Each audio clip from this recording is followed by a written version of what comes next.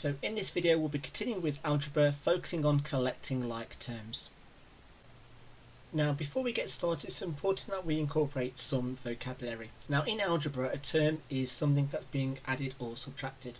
So for example, as you can see on the screen in example 1, we've got 3a plus 5b. Now basically what we've got here is we have two terms. So we have two terms because we have two things being added and subtracted, and one of the terms involves an a and another term involves a b.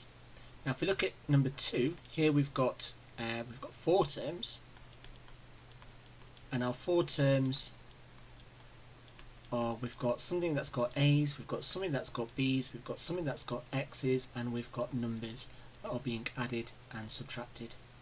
And in example 3, here we've got 3 terms because we've got 3 things being added, subtracted, and we've got r squareds, we've got t's, and we've got y's.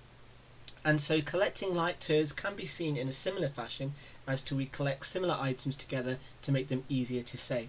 Now I need to use these words carefully in terms of not relating like terms in maths, and particularly with algebra, as actual physical items, because we can have, in algebraic terms, we can have negative terms and you can't have negative items. So although it's quite an easy concept to kind of relate to, it is important that we don't see terms as being objects or items. So for example, if I was to describe what was in this bag, a long way of saying it would be I've got one red ball, another red ball, a blue ball, and a blue ball. However, a much easier way of saying what's the contents of this bag would be to collect the like terms together. So for example, a much easier way would be to say that I've got 3 red balls and 2 blue balls. And what I've done there is I've collected the like terms together, I've collected the similar terms together. And like I said, we can kind of adopt this kind of thinking to algebra. So let's have a look. So collecting like terms is basically simplifying an expression by grouping together common variables, in other words letters together. So for example, here we've got another way of saying a plus a plus a plus a plus a is by saying that we've got 5 a's. And here when we've got numbers and letters, so here 3a is basically a plus a plus a. The number 3 just basically tells me how many a's I actually have. So we kind of grouped it but not grouped it completely. So here we've got 3a's plus 6a will give me 9a. And then finally with example 3 I've got 10 minus 5 plus 3. So here I've got 10 minus 5 plus 3 will give me 8. And so that'll be 8t. Now often we have a combination of terms in an expression that can be simplified. So for example, here we've got multiple letters together. So here in the first one we've got x's and y's. So here we have x's and we have y's. And sometimes what's often useful is by circling the key things together. So here if I circle the y's, and also what you want to do is include the sign that's on the left. And it's really important that you include the sign on the left because that determines whether you're starting with a positive number or whether you're adding or subtracting. So here in question 2, here we've got r's and we've got t's. And again, if I group my r's, let's highlight the r's in red. And I'm going to highlight the t's in blue. And in question 3, here I've got x's and I've got numbers. So here, if I circle the things with x's, and again I want to include any sign that's on the left of the number, and if I circle the numbers, and again I'm including that plus belongs to the 10, this minus belongs to the 5, and then with example 4, here I've got x's and I've got x squareds. Now when you start incorporating powers, that's when you start going in higher level, but the same kind of concept arises. So even though we've got, and I've just spotted that we've also got numbers as well, And so what you want to do is, even though x's and x squared include the same letter, the powers, the fact that one's got a power, means you need to treat it as like a separate sort of letter completely. So here we've got x's, so if I circle everything that's got a single x, I then circle things with an x squared, again making sure not only got the right colour, but also making sure I'm including any sign that's on the left, so that plus belongs to the x squared. And then because I've got 3 terms in this particular expression, like so, I can collect it. So here, although I've got 4 terms in this particular question, the fact is I've actually got 3 unique terms in terms of the fact that I've got x's, x squareds and numbers. Now in question 5, here I've got 1, 2, 3, 4, 5, 6 terms, but here what we want to try and do now, again just bear with me, let me just get rid of the proofing, and so from this, well, what we've got, let me just get rid of those dots as well. So here we've got ABs, we've got BCs, and we've got an AD. So here, when we've got multiple letters together, so here I've got ADs, I've got BCs, I've got ABs, and ABs I've got, ADs I've got, and I've got BCs. Yep, so here I've got 3 unique terms. So here if I just circle everything that's got an AD, I'm going to circle everything that's got a BC. And again, definitely having different colours definitely will help you later on. And finally I've got things with AB. And so collecting like terms is basically combining all the similar colour loops together to merge one mega loop, so to say. So let's have a look at some key things that we need to look out for and a general method. So I definitely would make a note of these. So note we can only combine the same letter together and numbers with numbers. Also letters with powers and the same letter with no powers count as separate terms. And it is also possible to have negative terms and for terms to disappear. And again, hopefully when we go through some examples, we will make a note of each of those, excuse the pun.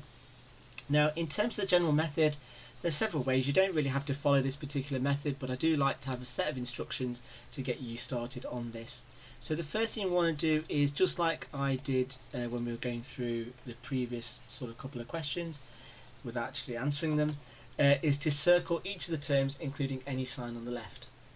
The next step is then, one by one, is group each of the common terms by adding, subtracting. The third term is then write down the simplified answer by combining the simplified terms. And then if an expression cannot be simplified, then we need to make sure that we write cannot be simplified. Don't automatically think that a question has to be simplified. Sometimes a question is not there to catch you out, it's simply there to test your understanding. And again, if none of this makes sense, hopefully it will do when we go through some examples. So let's get started then. So typically a question would ask you to simplify the expression or simplify the following along those terms. So here in question 1, so first thing you want to do is look at the letters. So here I've got just A's. So here, although I've got 3 terms, each of the terms has got A, so we're going to collect them together. So I'm going to circle everything that's got an A, including the signs on the left. Now if I look at the A's and I look at the numbers, I've got 3 plus 6 plus 11, which equals 20. So that means that I've got 20 A's. So the answer then is 20A. If we then have a look at another example, so example 2, so here what I've got is I've got numbers and I've got T's. So again, if I highlight everything that's got a T and I highlight everything that's got a number, then what I'm going to do is deal with each of these things separately. So in terms of the T's, I've got 13 minus 8, and 13 minus 8 is going to give me 5, so that therefore means I've got 5t. If I then look at the numbers, here I've got 5, so if I just write numbers, I've got 5 plus 3, which is 8, and so here I've collected the like terms together, so the only thing I've got left to do now is combine these two things together, which gives me a final answer of 5t plus 8. Now obviously you don't need to be writing all of this down, so for example everything that I've written here, this is something that with a bit of practice you'll be able to do in your head. Particularly it helps if you're identifying each of the separate terms and then doing it separately. So for example with regards to question 3, so here again I've got numbers and I've got x's. So if I look at the numbers first, so again I've got -5 and I've got +10. So if I then work out what -5 plus 10 is, which gives me +5 or just 5, and then I've got things with x's. So here I've got plus x, and now if there's no number in front of a letter, we can just assume it's 1. So looking at the x's, I've got 1 take away 8, which gives me -7, so then the answer then is -7x, and then combining the two things together, what I've got is 5 minus 7x, and there is your final answer. So here moving on to question 4, so again I'm going to group my x's. Now if you don't want to, let's try and do this mentally. So again I'm still going to incorporate the whole aspect of circling the common terms together. So here I've got x's and I've got y's.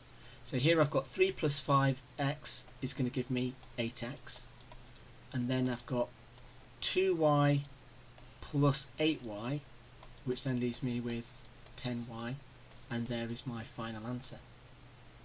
Looking at question 5, so here I've got p's and I've got q's. So again I'm going to circle the things with p's, including any sign that's on the left. I'm going to do that separately before I move on to the q's.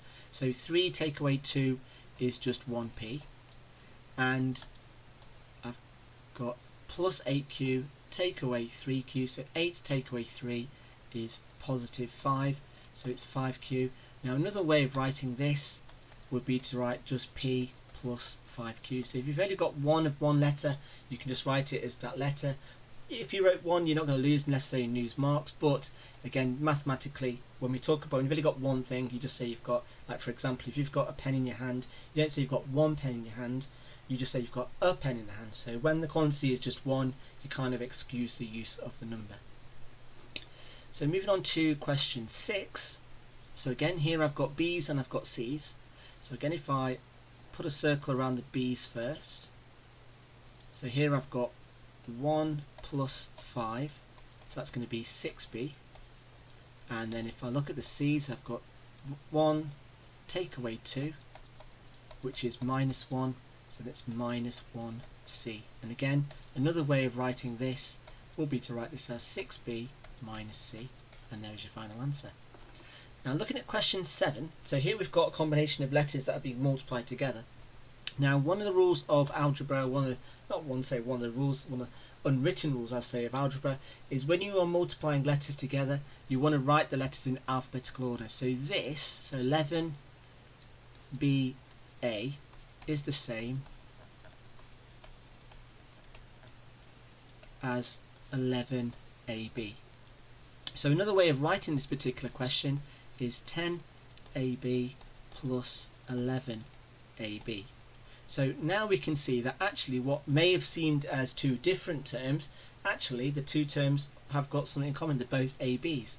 So to do this, all we then need to do is just simply do 10AB plus 11AB, which gives me 21AB, and there is my final answer. Moving on to question 8, so here we've got x's and we've got x squared. So again I'm going to treat x's and x squared as two separate, kind of like two separate letters. So if I look at the x's to begin with, now it doesn't really matter what order you do the sort of circles together, so I could easily have done x squared first, or I'm going to do x's. I'm just going to go for x's just because it's the first term that's written in the question. So looking at the x's, I've got 11 plus 3, which equals 14. So therefore then it's going to be 14x squared. And then if I look at the x's, and then if I look at the x squareds, I'm going to put a circle around them. So looking at the x squareds, I've got 10 plus 1 which gives me 11x squared. And so the last thing I've then got to do is just simply join these two things together. So the final answer therefore is going to be 14x plus 11x squared. Now the biggest error that a lot of people make is they think, oh, there's an x and there's an x squared, so then it becomes 25x cubed. No, it will never become that, because x's and x squareds are like two separate things. Even though they've got the same letter, the power in one makes it completely different. Looking at question 9, so here I've got a's and I've got numbers. So if I put a circle around everything that's got an a, which is just 1, and if I put a circle around everything that's just got a number, which is 2, so therefore this can't actually be simplified. So I'm going to write cannot be simplified. And as I said, some questions may be written like this, and you might think to yourself, oh, nothing's changing here, so what do I write? I must be doing something. So again, a common mistake that people then will do is they combine the two by calling it 15a, but it isn't, because that's got an a that hasn't, so that can get squashed. Another way of writing it, if you feel as if you need to write something, is to write 13a plus 2. So either of those two answers is going to be absolutely fine, but personally speaking, I would go for the written answer of that it cannot be simplified. Moving on to question 10. So again, the first thing I notice, I've got C's, I've got AC's, that's got a C and that's got a CA. Now the first thing I notice is that this is not written, although there's two letters joined together, they're not written in alphabetical order. So I'm going to write this as a C. So now looking at the common terms, I've got things with C's, and I've also got things with AC. And I'm just going to stick a minus there because I'm going to write that there. So from this I can now combine the two things together. So looking at the C's, I've got 3C plus 7C, which is 10C. And then here I've got 4AC, take away 1AC, gives me plus 3AC, and there is my final answer. Looking at question 11, again I've got x's and I've got y's, so I put a circle around the x's, that's just 11x. I put a circle around things with y, and that's just that. And so again, I can either write the question out or I can write cannot be simplified. And then moving on to question 12, again we've got 8p minus 5, and again another example of where a term cannot be simplified. So this cannot be simplified. And there we go. Now again with question 13, again I'm just going to double check to make sure that we've got, and I can see straight away that when you've got letters being multiplied together, you always want to check to make sure that they're written in alphabetical order. So this one AC is, this one isn't, so another way of writing that would be 12BC. This one's fine, and this one is fine. So collecting the like terms, I've got things with AC. So I look at, so I've got things with AC, I've got things with BC, and I've got things with CD. So looking at the things with AC, I've just got one term that's got AC, so that's just 11 and AC. Now things with BC, well I've got this and I've got this, so I've got 12 plus 12, which is going to give me 24 BC. And then things with, and if I just cross that out, and then things with CD, I've just got this 13 CD. So all I then need to do is join these three things together, giving me a final answer of 11 AC plus 24 BC plus 13 CD.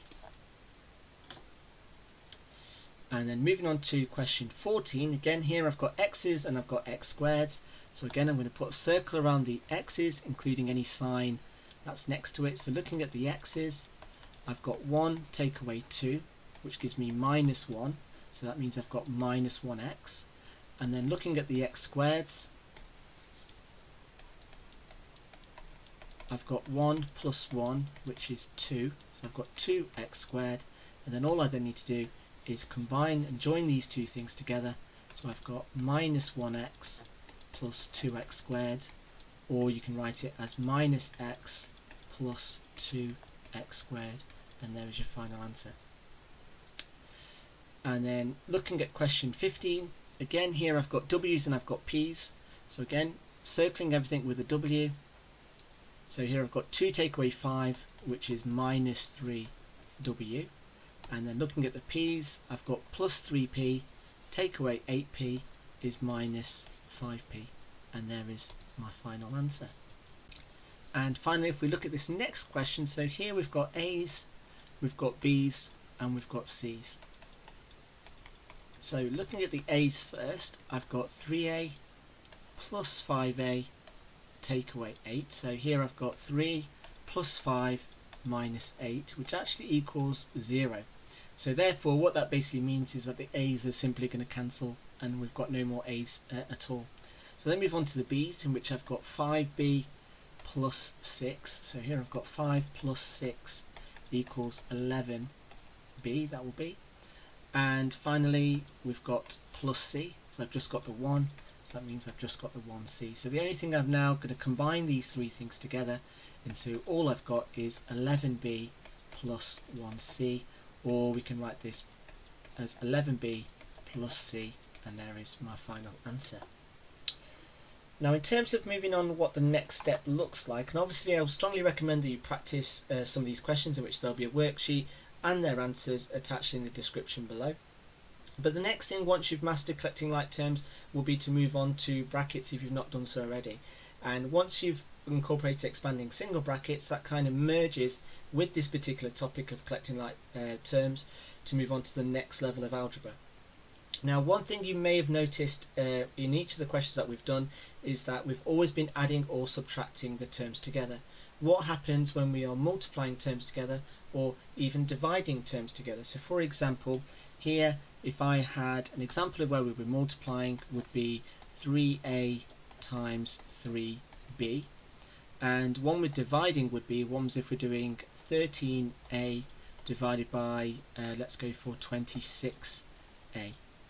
Now in terms of when we're multiplying and dividing, both of those two things have different techniques and different methods on how we actually go about simplifying those expressions. So I've not included it in this particular video because I don't want to get confused between the concepts, but when you do move on to multiplying and dividing, which there will be another video linking the two things together, so a little plug there, it's just adopting a completely different methodology or a different method for when we're multiplying and dividing.